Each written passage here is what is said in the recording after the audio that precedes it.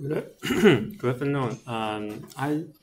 Next Monday we won't have a course because of the sports day. Okay, so but however, 2 weeks later you need to submit your homework form.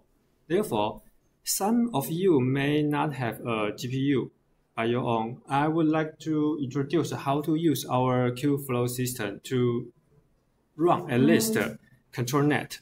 Okay, so first, what is ControlNet? It is a very new paper published in ICCV last year. Okay, so what is ControlNet? It means, I think most of you know Stable Diffusion or some GAN algorithms to generate images. And the Stable Diffusion is one of the state-of-the-art method, and it is totally free, open, and everyone can download it.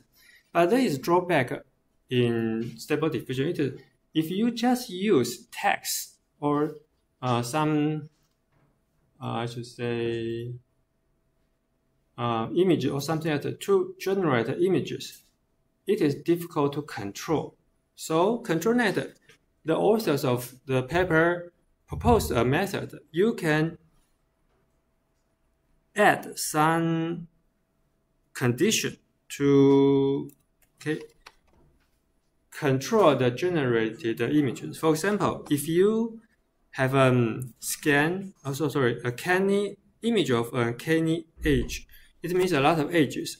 Then you can use the edge and some conditional keywords. For example, you can say there is a moon at the background or the deer in a snow ground. Okay, so that you can generate many types of images, but share the same structure. Okay, so this is another example. You can also give the human skeleton, then give some keywords. For example, a man, a young man, a chief, or a status, so that they share all the same human skeleton structure, but you can generate different type of images. So it is a very useful and interesting paper. It has a very wide impact. Okay, so first, if you are interested in, take a look of this paper. It is free available from the CFG Open Access or from archive. Okay, so this if you have a GPU with 4G memory and it is the new GPU, of course you can install the package on your own computers. But if you don't, never mind. Our CGU AI Center also, our Qflow can support this homework. So this is my example. I use this image, Rose Engine, because there are only 2 images supporting CGU. One is English, another is in Chinese. So we use the English one. You can find it from our Qflow. Okay, never mind. And if you use this image, you only need 5 seconds to generate an image. But if you don't have a GPU, if you want to run the program on a CPU, it takes 30 minutes to generate an image. So GPU is important for this case. And what we want to use is a script provided by the online community. It is an automatic Stable Diffusion website. So take a look here. It is a GitHub page. And then there are a lot of programmers, more than 500 programmers help to contribute to this project. So it is quite robust. And what we need to modify a little piece of code so that it can run on our Qflow system. The major problem is because our Qflow is a virtual system, so the image, the robotic operating system English version, it only provides the version of Python 3.8. But if we want to run the Stable Diffusion Web UI, we need the 3.0. Okay, this is the suggested version.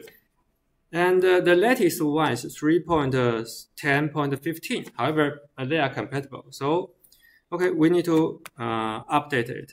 So, okay, so this is my setting. I created the image yesterday. So this is the same. Only need to pay attention here. This, if you want to create a new image, please select this file. And for thread and what is enough. 32 GB memory is enough. And the most important one is the GPU. Okay. So we need to use some command. First, this command means to add the repository for Python 3.0 because the Ubuntu system provided by the image is 20.4. Okay, it doesn't have the 3.10 addition of Python. So use this command, we can add a new personal repository so that we can install Python 3.4. And we need to use the APK update to let the Ubuntu system know there is a new source of package. Then we use this command to install Python 3.4. It's very easy. Okay, then there is a trick in our system. It means the image in our Kubeflow system, there are Python 2.7, 3.8, and the newly we installed 3.0. They are all in the user bin directory. And there is a symbolic link here. But however, there is another copy of Python installed by Conda, Anaconda, in the apt-conda bin directory. And there is also another symbolic link, Python 3, pointing to the 3.8 here. And in the path variable, the second directory has a higher priority over the previous directory. So, okay, we need to modify it. How to modify it? Okay, yeah, use this command. This is link. This is a -s means symbolic, and F means we need to replace the old file with the new file. Okay, so this is target. This is our, sorry, this is a typo. It should be, sorry, so this is a typo, so I need to change it here. It should be user and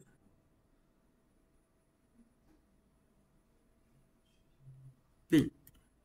And yeah, so okay, this will be correct. So this is the target, the first. And the second is the symbolic link. So we will modify this symbolic link pointing to this correct file. All right, that will be okay. And then we need to create a folder for our ControlNet or for our Stable Diffusion. So it means let's go back to the home directory and create a new folder, ControlNet, and get into the ControlNet. Then we get the web UI script file from GitHub. And because we get the file through wget, through the HTTP protocol, it cannot maintain its permission. So we need to add the execution permission to this script file. Okay, then the most important thing is here. Okay, in the script file, it by default doesn't allow root to execute the file. But we are using a virtual machine. We are root. So the way I found it is to modify to remove the restriction by changing the number. So originally it is 0. Okay, but if you replace it by 1, then everything will be fine. Okay. How to modify it? You can use any editor you are familiar with, such as Vim or the mousepad. The mousepad is the default text editor in the image, okay? And this gedit, anything fine. Otherwise, you can use the stream editor. It means just use this command, you can replace. It means the -i means in place. Okay, so the s means string. It will find this string and replace it by this second string. So the 0 will be replaced by 1. And this is our target file. We have a ui.sh. And save the file, then you can run it. When you run it, okay, you will see the user interface like this. Okay, there are some keywords. So here I key in a mouse and a cat and 2 mice. And click the generate. It will generate a very weird image. Okay, so that is the problem of stable diffusion, because the stable diffusion see there is a keyword cat and there is a keyword mice. Okay, so it generated an image has some features of cat and some features of mice. So that is the reason why ControlNet is very useful, because you can add more condition into the image generator. Okay, so how to add a ControlNet? Okay, it is an extension, and you can find the instruction from another GitHub page. But basically, it's very straightforward. Just copy this, okay, GitHub, and paste this to the extension tab. Then install it. So I just do it. So let's see whether we can see it. Okay, here, yeah. So I think I have installed. Yeah, it is have been installed. Then I can go to here. Okay, so this is my installed stable ControlNet for stable diffusion. Then I apply the change, and then it will take a while because now we add a new extension and the system need to be reloaded. Okay, and okay. So once I have see the new extension, I just click the apply and restart UI. Okay, then a second thing is, if we want to use ControlNet, we need to download some models from Hugging Face. So let's take a look at what is the web pages. Okay, so this is a ControlNet version 1.1, and you see there are a lot of different types of models. For example, this is for depth. If you want to control its depth, or if you control its edges, then you use Canny. If you want to refill a field, a rectangle or some areas, you need to implant. I personally, so if you control human pose, you use the open pose. I personally download the Scribble. It means you can create an image from, you can control the image from certain Scribble. So let's do it. Once you download, then copy to the Stable Diffusion Web UI Models ControlNet. So let's see whether the file, the folder has been generated. Okay. ControlNet Stable Diffusion Models. Yes, ControlNet. Yeah, it's found. But now it's empty because I haven't downloaded the files here. Okay. And okay, then you will see there is a region. Okay, let's go back to the user interface. Okay, here, yeah. Now, yes, this is a ControlNet. This is a newly added region. So I open it. You can see there are some options. For example, first you need to mark the enable so that the ControlNet will be active. Then choose the type you want to control. For me, it is a Scribble. And okay, so this is a preprocessor. And here, you need to choose the model. Okay. And currently, I don't have the model. That's the problem. So let me try to move the model into the folder. Okay. Down file system. Okay. download. No, okay, so I need to re-download them again. Sorry. Okay, so however, once you download the models into and move them into the file, click the refresh, then you should find a new models here. Okay, then again, key in some keywords. For example, I use a house, a road, and 2 trees, and generate it. Because this is my scribble, it will use the scribble as a base to generate the image. So you can see the image here is, the structure is very similar to my input scribble image. Okay, and there are a lot of video available at the YouTube, very clear and step by step teaching you how to use the ControlNet. It is a very complicated model, a lot of parameters and a lot of tricks. So you can learn them online by yourself.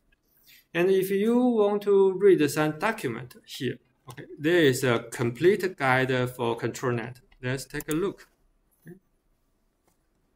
It's a very long document, but there are a lot of details. If you are interested, you can explore by yourself. Okay. So because we are using a virtual machine, so every time if you disclose the connection and reconnect again, your Python 3.4 will be lost. And you need to restore it again. So it is somehow boring, okay, because you need to copy and paste those comments. So what I try to solve the problem is I create an install and run Stable Diffusion script. So this is the content. It means from the 1, 2, 3, 4, the 4 commands are to reinstall Python 3.10 again. And if it found there is a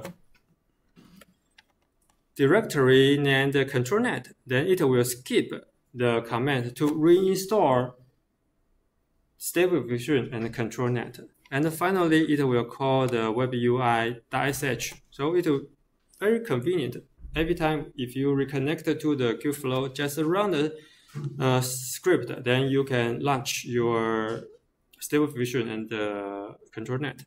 So the script is available at our course web page, and you can use the wget command to get the script.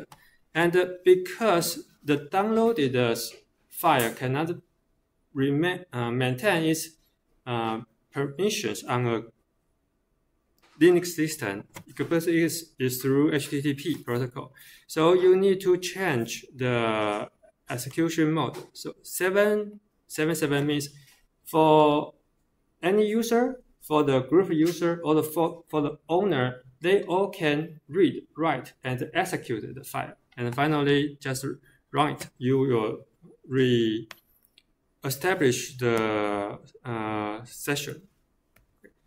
Of course, if you have a good PC or laptop, you can install Stable Diffusion and the ControlNet on your own machine. So this, guys, when you see this image, you can see this is the Ubuntu operating system. And I installed it on my laptop, just this one. But however, I cannot show it because this is a dual system. If I need to turn off the Windows, then so that I can turn on my Ubuntu system. Okay, and then the requirement is if your GPU has more than 4 GB VRAM, then it should be okay. But if you don't, there will be a problem. And I want to remind you in small issue is I tried it on my Ubuntu 24.04. And the built-in Python version is 3.12. Too new.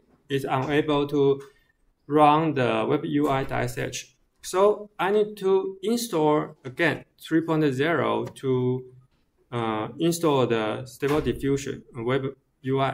And if after install it, please remember to restore the symbolic link to Python 3.12.